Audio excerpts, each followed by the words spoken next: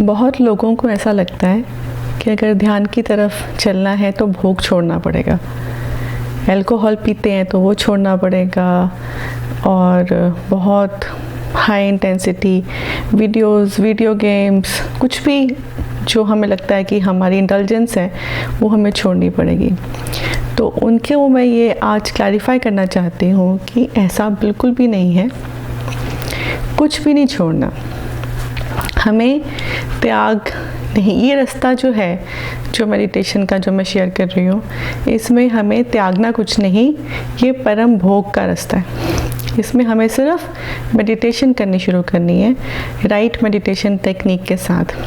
112 meditation techniques हैं, उसमें से जो राइट मेडिटेशन टेक्निक हम करनी शुरू करते हैं, बस वो ही शुरू करनी है, और हमें कुछ भी भोग छोड़ने की ज़रूरत नहीं है। ना ही हमें अपने भोगों को कंट्रोल करने की ज़रूरत है कि अगर कोई अल्कोहल पीता है तो बहुत कंट्रोल से पिएं, या थोड़े दिन नॉनवेज खाते हैं तो नॉनवेज छोड़ दें, ऐसा कुछ भी नहीं। वो ऐसा है जैसे अगर हमने पत्थरों को पकड़ के रखा है बहुत कस के, कि बहुत सारे पत्थर, जिसमें से एक अल्कोहल है, एक स्क्रीन्स हैं, एक नॉनवेज हो सकता है, एक बहुत एक्सट्रीम ट्रैवलिंग है, कोई भी चीज़ हमने पत्थरों को पकड़ के रखा है। तो मैं आपको बोलूँ कि ये पत्थर छोड़ दो तो छोड़ने बहुत मुश्किल है, पर अगर मैं आपको हीरा दे दूँ, असली कोहिनूर पकड़ा दूँ, तो आप पत्थर नहीं पकड़ोगे, आप पत्थर छूट जाएंगे। पकड़ने की भी ज़रूरत नहीं, छोड़ने की भी ज़रूरत नहीं, बस वो छूट जाते हैं। राजा जनक के जीवन में कहानी है। राजा जनक जब अष्टावक्र को मिले तो अष्टावक्र के गुरु अष्टावक्र को मिलते ही वो बहुत जल्दी एनलाइटन हो गए, मुक्त हो गए। पर जनक ने अपना महल नहीं छोड़ा, अपना रोज़मर्रा की जो उनके राज्य था, खान पान, कुछ नहीं छोड़ा, वो वहाँ वैसे ही रहते रहे। एक बार अष्टावक्र के पास एक डिसाइपल था, एक शिष्य था जो बहुत बड़ा त्यागी था। तो अष्टावक्र ने उस त्यागी को राजा जनक के पास रहने के लिए भेज दिया।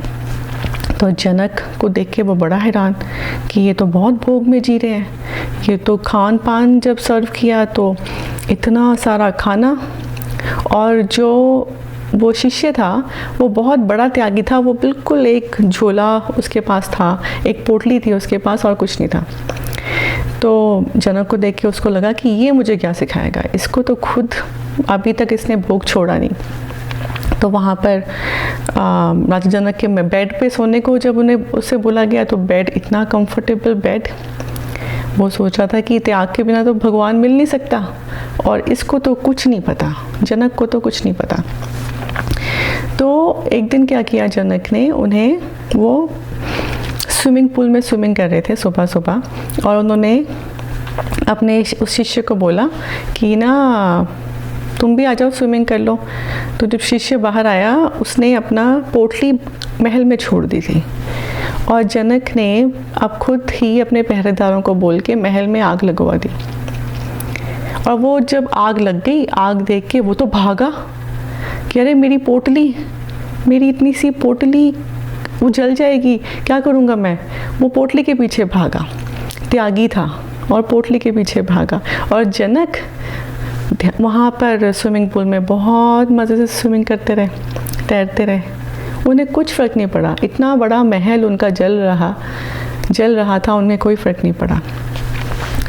तो जिसने असली हीरा पा लिया, उसे ना तो त्याग की ज़रूरत है ना ही भोग की। और जिसने नहीं पाया, वो जितना मर्ज़ी त्याग करे, उसका ना तो भोग छूटेगा, तो उसका भोग उस पोटली में भी पकड़ा रहेगा। तो हमारा ये रास्ता त्याग का रास्ता नहीं है, भोग छोड़ने की ज़रूरत नहीं है, बस ध्यान करने की शुरुआत करनी है। First step is half the journey taken, so we need to take the first step. पहला स्टेप लें ध्यान की तरफ। और हमें भोग के बारे में कुछ चीज़ें समझनी है, क्योंकि हमें पता ही नहीं कि ये भोग त्याग होता क्या है, हम सिर्फ सुनते हैं। जब हम पैदा हुए, हमें 5 सेंसेस मिली, hearing, seeing, taste, touch, smell, इन 5 सेंसेस के थ्रू हमने बाहर की दुनिया का एक्सपीरियंस लेना शुरू किया। जो भी बच्चा पैदा होता है उसको ये 5 सेंसेस मिलती हैं और वो सेंसेस सारी बाहर की तरफ खुलती हैं, दुनिया की तरफ। एक्सपीरियंस अंदर होता है, लेकिन बाहर की तरफ जो सेंसेस खुलने के कारण हमारा ध्यान अंदर की तरफ छूट ही जाता है। हमें लगता है कि बाहर से सब कुछ मिल रहा है और जो अंदर बैठा है उसको हम भूल जाते हैं। और क्या होता है, जब भी कोई सेंस हमें प्लेजर देती है, मतलब कुछ हमें खाने में स्वाद आया, हमें लगता है और खाएं और खाएं।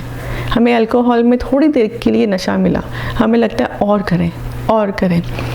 हमें जब भी कोई सेंस पेन देती है, कहीं से भी दुख मिलता है, तो हमें लगता है कि इसको हटा दें, बिल्कुल दूर कर दें। तो ये चक्कर में हम फंस जाते हैं, सेंसुअल प्लेजर्स को और इंडल्ज करने के और पेन्स को अवर्जन करने के।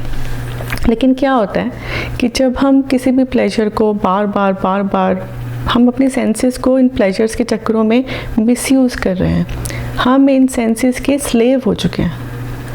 हमें अगर खाने में सुख मिल रहा है तो हम खाने ही खाई जा रहे हैं, दुनिया भर के स्वाद, मसाले, ये वो। अगर हमें ड्रिंकिंग में थोड़ा सा सुख मिल रहा है तो हम ड्रिंकिंग ही करी जा रहे हैं।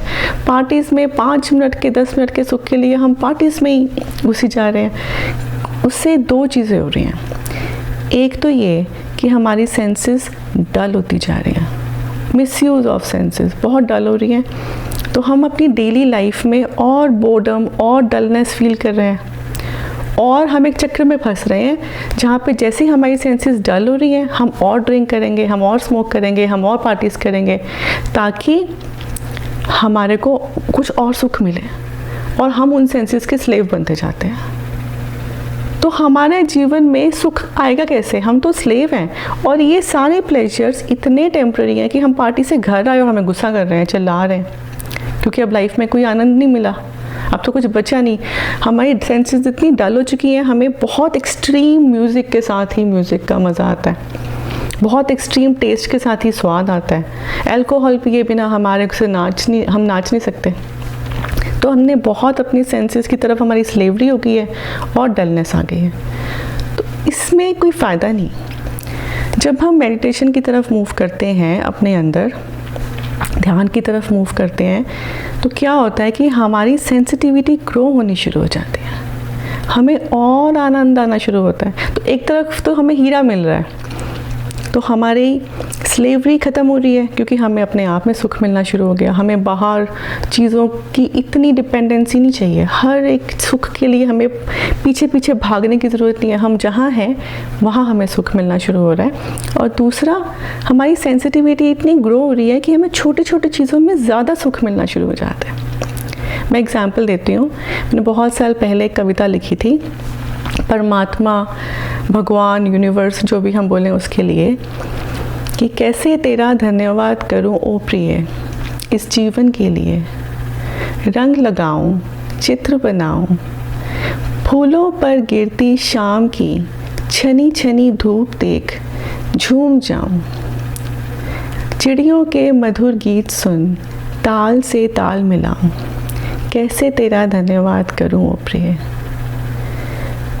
तो इतनी सेंसिटिविटी ग्रो हो सकती है कि हमें फूलों की छनी छनी धूप देख भी नाचने का दिल करे। हमें इटली, रोम और पेरिस जाने की ज़रूरत नहीं है उस प्लेजर में, उस सेंस को एक्सट्रीमली सेंसिटिवली एक्सपीरियंस करने के लिए। जहाँ हैं वहीं हम बहुत आनंद में, बहुत सेंसिटिविटी के साथ हर एक चीज़ एंजॉय कर सकते हैं।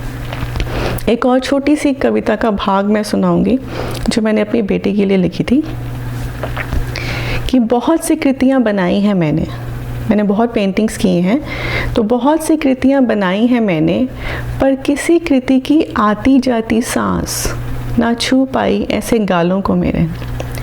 किसी कृति की आती जाती मुस्कान ना छू पाई ऐसे दिल को मेरे। तो हम अपने इसी जीवन में रोज़ रोज़ का जो रूटीन लाइफ जिसे हम कहते हैं, मंडेन लाइफ, और हमें मंडेन से ब्रेक चाहिए, ऐसा नहीं है। हमारी mundane life can become the most enriched experience. This moment is all that we have. यही एक मोमेंट हमारे पास है, इसी मोमेंट में हम प्रेजेंट हैं, इसी मोमेंट में हम इतने सेंसिटिव हैं कि एक एक आती जाती सांस भी हमें फील हो रही है। पानी की एक एक बूंद जो हम पी रहे हैं या जब हम नहा रहे हैं, तो वो इतना एनरिचिंग एक्सपीरियंस हो सकता है हमारे लिए। हमें यहाँ से कहीं जाने की ज़रूरत नहीं, कहीं भी जाएंगे वापस आएंगे। मैं ही जाता हूँ, मैं ही आता हूँ। जहाँ हम हैं वहीं रहकर हीरा भी मिल सकता है, सेंसिटिविटी भी ग्रो हो सकती है। ध्यान इज़ द वे। अगर एक कमरे में 5 लोग हैं और सबको सेम तरीके के कॉन्वर्सेशन, सेम तरीके का म्यूज़िक, सेम तरीके का खाना सर्व किया जाए, इन 5 का एक्सपीरियंस अलग अलग होगा, सेम नहीं होगा। तो वो इस पे डिपेंड करता है कि हम कौन कितना प्रेजेंट है उस मोमेंट में। इस पे डिपेंड करता है कि कितना सेंसिटिव है। अगर किसी की सेंसेस बहुत डल हैं, उसको वो खाना फीका लग सकता है, उसको लग सकता है कि म्यूज़िक तो बिल्कुल किसी काम का नहीं, आपकी तो बिल्कुल बेकार गैदरिंग है। लेकिन किसी की सेंसेस बहुत सेंसिटिव है, तो उसको लोगों की आती जाती मुस्कान देख के भी अपने आप में खुशी हो सकती है। उसको हल्का हल्का म्यूज़िक सुन के, हल्के से खाना का स्वाद लेके भी बहुत आनंद आ सकता है। 20 साल पहले जब मैंने पहली बार ध्यान करना शुरू किया, तो मैंने वहाँ पे लोगों को देखा एक आश्रम में, और सारे लोग बहुत ही सीरीन, बड़े सुंदर, बहुत soft. They had a something magnetic about them, मतलब, और एक दो नहीं, बहुत सारे ऐसे लोग थे। जैसे लग रहा था जैसे पास से निकलते हैं तो ये कुछ फ्लो करता है, कुछ ब्रीज बह रही है। और मैं बहुत स्टिफ, एकदम एंग्शियस, गुस्से वाली, बड़ी इंडल्जेंट, और मुझे बड़ी हैरानी हुई कि ये कैसे लोग हैं, मैंने दुनिया में कहीं देखे नहीं ऐसे लोग।